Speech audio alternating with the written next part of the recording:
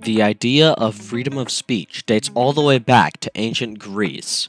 During 1791, the Bill of Rights was instituted with its First Amendment. With the right of freedom of speech, allowing citizens to speak their ideas without any government interference telling them what or what not to say. What led up to the Bill of Rights was a very twisty road over many centuries of war and conflict through old civilizations. A people which is able to say everything becomes able to do everything, was a quote stated by the French Emperor Napoleon Bonaparte, who conquered countries for the French Empire, putting them under the beliefs of France, which supported free speech at the time. Ancient Greece also had a form of democracy in which a select amount of people are to vote and whoever/whatever gets the most votes wins. This sounds very similar to current-day voting.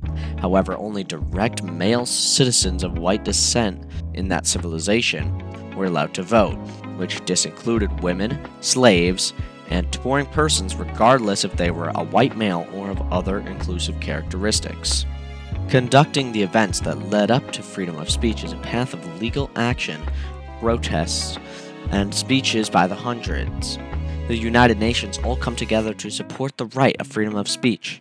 The UDHR, United Declaration of Human Rights, states in Article 19 that everyone shall have the right to hold opinions without interference.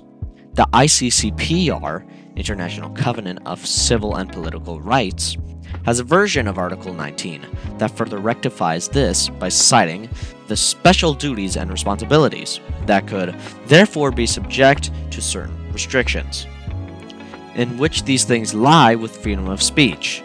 The United States specifically was working on other rights of people and/or companies leading up to the Bill of Rights, where the 10 constitutional amendments reside and uphold many rights and responsibilities, including freedom of speech, of course. The rights of persons and society was more endearingly before the Bill of Rights was issued, which is what leads me to think that the government had the idea of free speech in their back pocket.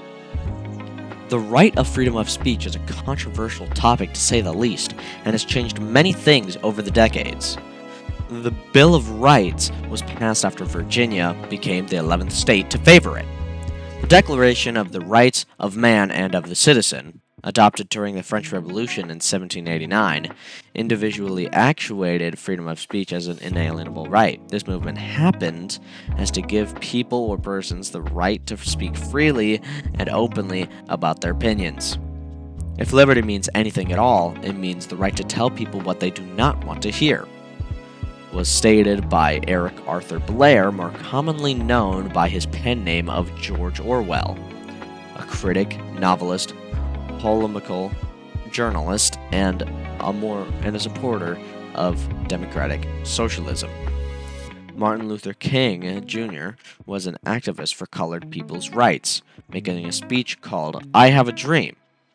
He was able to make this speech happen due to his right to freedom of speech. The right affects all citizens of America, despite some groups thinking that should change. Even though this sounds like a very forgiving right, considering it's called freedom of speech, it does have its responsibilities and restrictions, being censorship laws specifically. A person may not spread false information or accusation/slander about another person without any proof or with any malicious intent. They cannot lie or make true threats. As well, speech does not protect plagiarism or obscene material. The impact of the Bill of Rights was major in general. However, the short-term impact was one of the greatest factors due to it being a major turning point for America. After the Bill of Rights was published, only 3 years later, Thomas Paine, author of the novel Common Sense, published The Age of Reason, a critique of Christianity and religion that defamed many Christian devotees. Freedom of religion was also a major dilemma in earlier ages of America.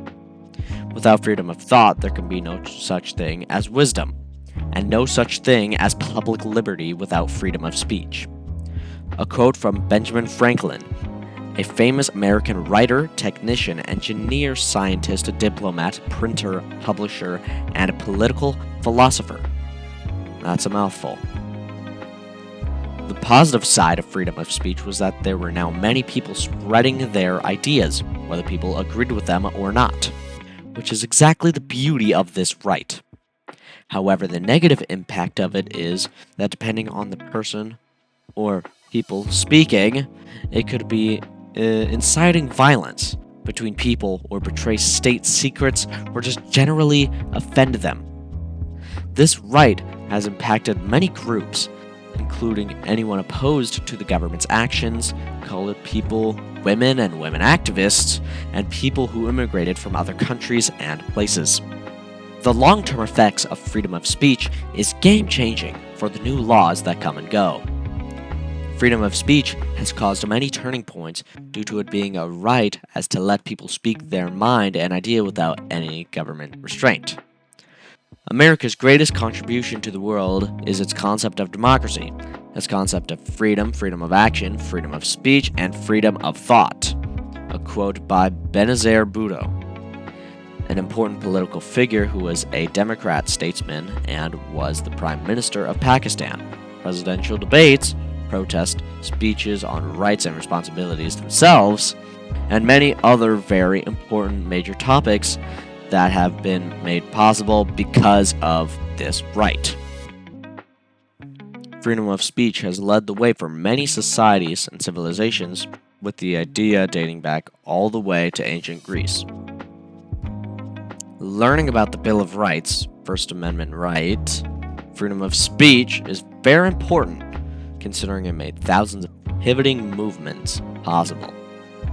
Future generations can take this life-changing right into consideration if or when they make any new rights, responsibilities, or movements in the political world.